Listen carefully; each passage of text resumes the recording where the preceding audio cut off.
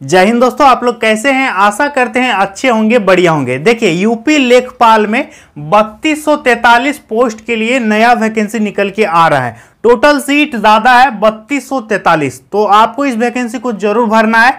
एक सीट आपको पक्का लेना है। तो इसके लिए आपको समझना पड़ेगा कि कौन कौन भर सकता है, क्या सिलेबस है, एजुकेशनल क्वालिफिकेशन क्या चाहिए, एज लिमिट कितना होता है, सारा चीज इस वीडियो में हम बताएंगे। ध्यान से सुनिएगा। ये जो वैकेंसी निकाला गया है दोस्तों, ये निकाला गया है यूपी लेखापाल, ठीक है, ध्यान दीजिएगा, यूपी लेखपाल का वैकेंसी, ठीक है, जिसको लेखाधिकारी भी कहा जाता है। यूपी लेखाधिकारी, लेखपाल को लेखा अधिकारी भी कहते हैं, ठीक है। देखिए, टोटल पोस्ट की यदि बात करें दोस्तों, तो टोटल निकाला गया 3243, यानी 3243 सीट के लिए यह वैकेंसी निकल रही है, ठीक है, लेखपाल के लिए। पद का नाम क्या है? लेखपाल। योग्यता की बात करें, इस पे कौन भर सकता है, तो देखिए, सिंपल आपसे 12वीं पास इस पे मांगा जाता है। 12वीं पास मतलब 12th पास, इंटर पास आप होने चाहिए। आपने आर्ट्स से किया है, साइंस से किया है, या फिर कॉमर्स से किया है, आपका कितना भी परसेंटेज है, इसमें परसेंट वगैरह नहीं मांगता है। सिंपल आपका 12th पास होना चाहिए। तो योग्यता हो गया 12th पास यानी इंटर पास, ठीक है। इसके बाद बात करेंगे उम्र, यानी एज कितना मांगा जाएगा, तो देखिए 18 से 40 साल जनरल वालों का एज इस पे मांगता है। बाकी SC ST और OBC वालों को छूट भी मिलेगा, जैसे कि हर वैकेंसी में मिलता है 5 साल और 3 साल का छूट मिलता है ना, उसी तरह से इस पे भी SC ST और OBC वालों को उम्र में छूट मिल जाएगा। बाकी 18 से 40 साल जनरल वालों का एज इस पे मांगा जाएगा। इसके बाद नौकरी का प्रोफाइल हम बात करेंगे कि ये जॉब प्रोफाइल क्या है, आखिर ये लेखपाल होता क्या है। ध्यान दीजिएगा, लेखपाल जो पोस्ट है दोस्तों, इसको कहा जाता है लेखाधिकारी भी कहते हैं, ठीक है। इस पे आपको करना क्या होगा, सबसे पहले इसकी जॉब प्रोफाइल को समझते हैं। सबसे पहला आपका काम है कृषि भूमि का रिकॉर्ड रखना, ठीक है, जैसे जो खतियान वगैरह होता है, पर्चा वगैरह होता है, जमीन से संबंधित जितने भी तरह के कागजात होते हैं, जमीन का आपको रिकॉर्ड रखना है, कृषि भूमि का रिकॉर्ड रखना, ठीक है। इसके बाद दूसरा है चकबंदी, ठीक है, ये भी आपके अंडर में ही आएगा।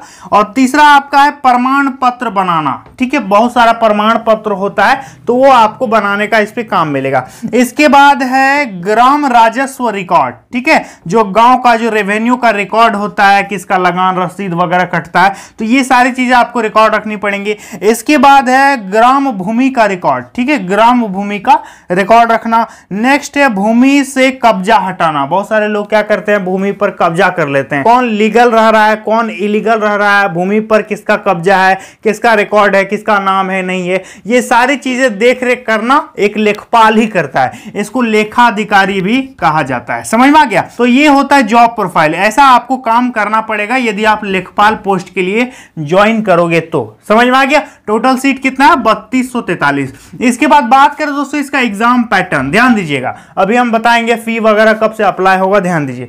परीक्षा पैटर्न का बात करें तो आपको OMR में एग्जाम लेगा, ठीक है, OMR यानी ऑफलाइन आपका परीक्षा होगा, पेन पेपर में गोल गोल करने वाला OMR शीट में आपका एग्जाम होगा। ऑनलाइन इस पे परीक्षा नहीं होता है, ठीक है। अब बात करें इस पे किस किस सेक्शन से क्वेश्चन आएगा, तो देखिए सामान्य हिंदी, सबसे पहला सेक्शन क्या है, सामान्य हिंदी, इससे रहेगा आपका 25 क्वेश्चन, सामान्य हिंदी से 25 क्वेश्चन।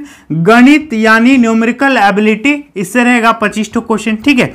इसके बाद सामान्य ज्ञान यानी GK GS जो होता है, करंट अफेयर्स वगैरह मिला करके, उससे पूछेगा 25 क्वेश्चन, ठीक है। और इसके बाद एक टॉपिक इस पे रहता है ग्राम्य समाज एवं विकास, इससे आपका रहेगा 25 क्वेश्चन। तो 25 25 50 25 75 और 25, टोटल 100 प्रश्न आपको देगा OMR शीट में, और उसके लिए अंक मिलेगा 100 अंक। 100 क्वेश्चन 100 अंक।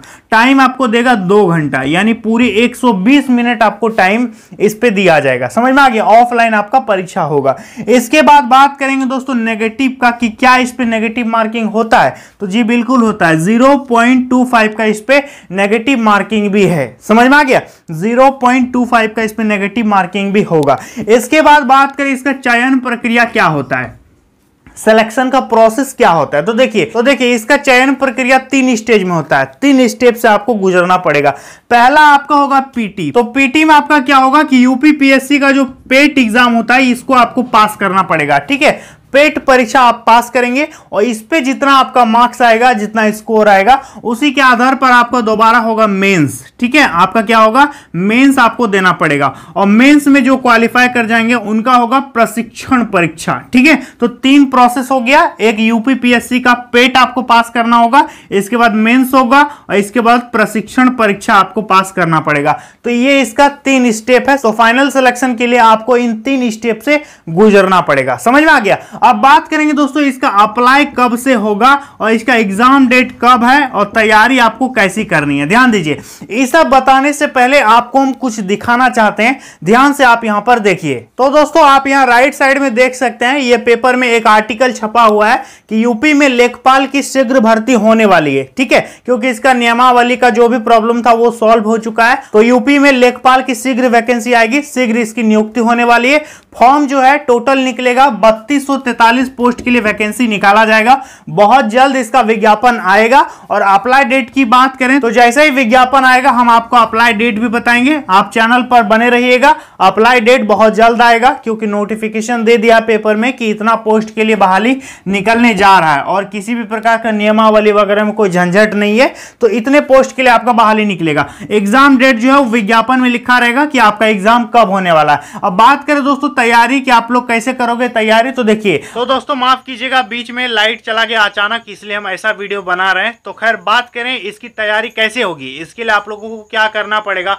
तो सबसे पहले आपको हम बता देना चाहेंगे कि अभी से आप इसका प्रिपरेशन शुरू कर दीजिए। ऐसा नहीं कि वैकेंसी आएगा तब हम इसकी स्टडी करेंगे। अभी इसका पेपर में नोटिफिकेशन दे दिया, इसका मतलब आप लोगों का विज्ञापन जो है बहुत जल्द आने वाला है और जैसे विज्ञापन आएगा आप लोगों तक हम बना के वीडियो दे देंगे। फिलहाल आप चैनल को सब्सक्राइब करके रखिएगा और मेरा एक सेकंड चैनल है ब्लॉग चैनल, यदि आप थोड़ा सा हेल्प करना चाहो तो मुझे जाकर के सपोर्ट कर देना। ब्लॉग चैनल देखो यही मेरा घर है, तो मैं फैमिली वीडियो बनाता हूं, तो आप लोग जाकर के जरूर सपोर्ट करना। चैनल का नाम है मोहन फैमिली ब्लॉग या फिर लिंक नीचे डिस्क्रिप्शन बॉक्स में हम डाल दिए हैं।